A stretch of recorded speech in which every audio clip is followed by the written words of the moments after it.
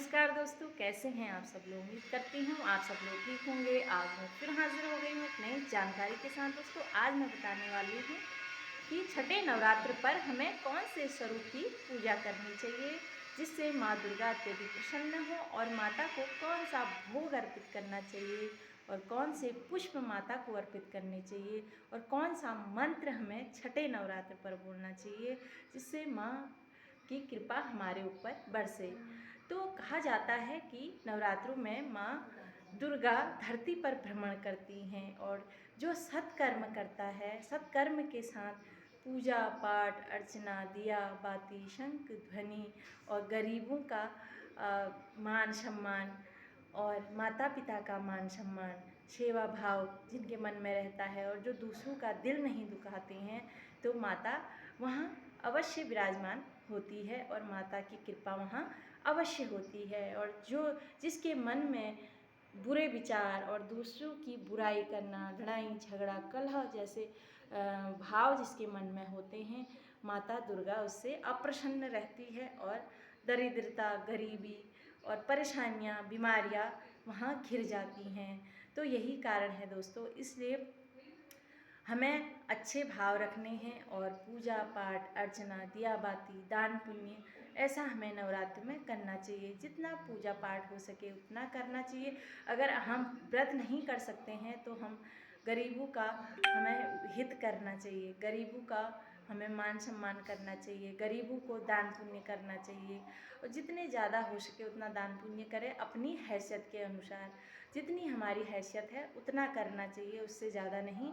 तो जिस भाव से हम भगवान को पूजते हैं उस भाव में भगवान प्रकट हो जाते हैं। इसलिए प्रेम भाव से हमें भगवान की पूजा अर्चना करनी चाहिए। तो छठे नवरात्र पर माँ कात्यायनी के स्वरूप की पूजा करी जाती है, जिनकी 4 भुजाएं हैं। एक वर मुद्रा में है और एक अभय मुद्रा में, एक हाथ में तलवार है और एक हाथ में पुष्प कमल है। तो माता का स्वरूप अत्यधिक दिव्य है। तो माता स्वर्ण के समान चमकीला माता का रंग है। तो माता का व्रत और उपवास जो करता है, माता उसके हर दुख दूर करती है और माता को पापों का नाश करने वाली देवी भी कहा जाता है। जो माता की उपासना या व्रत करता है तो माता उसको मोक्ष भी प्राप्त कराती है, मोक्ष की प्राप्ति भी होती है और सुख समृद्धि धन की वर्षा भी माता कराती है। तो हमें सच्चे भाव से माता की पूजा अर्चना करनी चाहिए। और माता को शहद अत्यधिक प्रिय है। अगर हम माता को शहद चढ़ाते हैं तो घर में सुख समृद्धि की कमी नहीं होती है और बढ़ती ही जाती है, और घर में दिन रात चौगुनी बरकत हो जाती है। तो माता को शहद अत्यधिक प्रिय है, तो आप माँ कात्यायनी को शहद अवश्य चढ़ाएं। और माता को हलवे का भोग भी लगाया जाता है, और माता को हलवा अत्यधिक प्रिय है। जो हलवे का भोग लगाता है उसके घर में यश की प्राप्ति होती है और मोक्ष की प्राप्ति होती है और पापों का नाश हो जाता है और घर से सारी परेशानियां नष्ट हो जाती हैं हलवे का भोग चढ़ाने से। और माता की पूजा में लाल और पीले रंग के पुष्प माता को अत्यधिक प्रिय हैं। यह चढ़ाने से माता मनवांछित वर की प्राप्ति कराती हैं। तो अगर हम लाल और पीले रंग के पुष्प माता को अर्पित करते हैं तो हमारी मनोकामना पूर्ण होती हैं। मनोकामना पूर्ण आपको क्या करना है, एक हाथ में जल लेना है, अक्षत लेना है और लाल या पीले फूल लेना है और माता का आवाहन करना है। आवाहन कर कर और अपनी मनोकामना कर कर माता के यहाँ पर उसको रखना है जल के छींटे देकर, और माता का इस मंत्र का उपयोग करना है। या देवी सर्वभूतेषु माँ कात्यायनी रूपेण संस्थिता नमस्तस्यै नमस्तस्यै नमस्तस्यै नमो नमः। इस मंत्र का जाप करते हुए माता के यहाँ पर आप जल अवश्य छोड़ें। 11 रुपये अगर आपके पास भेंट दक्षिणा जो भी है वह है तो वह भी रखें, और फिर वह 9वें या 10वें दिन आप कन्या खिलाएंगे या कन्याओं को दे दें या पंडित उनको दे दें तो आपकी मनोकामना पूर्ण अवश्य होगी। अगर आप गेहूं का दान अगर करते हैं नवरात्रों में तो आपके घर में धन और यश की कमी नहीं होती है। और पंडित को चावल का दान करने से घर में सुख समृद्धि बढ़ती है। और हम अगर अपने घर में कन्याओं को बुलाते हैं तो साक्षात नौ दुर्गा हमारे घर में विराजमान होती हैं और माँ नौ दुर्गा का आशीर्वाद हमें मिलता है और घर में सुख समृद्धि की कमी नहीं होती है।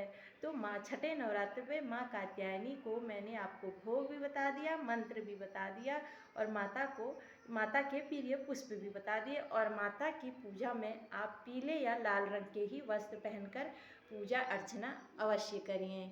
और माता की पूजा में लौंग और कपूर का इस्तेमाल अवश्य करें। लौंग और कपूर से ही आरती पूरी मानी जाती है और पूजा पूरी मानी जाती है। अगर हम कपूर नहीं जलाते हैं तो हमारी पूजा अधूरी मानी जाती है। तो कपूर और लौंग अवश्य जलाएं, जिससे घर में सारी नकारात्मकता दूर हो जाती है और सकारात्मक ऊर्जा का संचार हो जाता है और माता की कृपा हमारे ऊपर बरसती है। तो भजन कीर्तन आरती और मंत्र के साथ छठे नवरात्र की पूजा व्रत इत्यादि करें और घर में सुख शांति और बरकत तभी आपके घर में आएगी। और भजन कीर्तन अवश्य करें अपने घर पर, जिससे घर में सुख समृद्धि और सकारात्मक ऊर्जा का संचार होगा। और कन्याओं का सम्मान करें और माता पिता का सम्मान अवश्य करें। माता पिता के चरणों में चारों धाम हैं। अगर हम माता पिता का सम्मान करते हैं, पूजा और व्रत नहीं भी करते हैं, अगर अपने माता पिता का मान सम्मान करते हैं, बड़ों का हित करते हैं तो और गरीबों का भी हित करते हैं तो हमें व्रत और पूजा उपासना करने की ज़रूरत नहीं पड़ती। माँ दुर्गा वैसे ही प्रसन्न हो जाती हैं। तो इसलिए अपने मन में कभी भी बुरा न लाएं और ना दूसरों के प्रति गलत सोचें।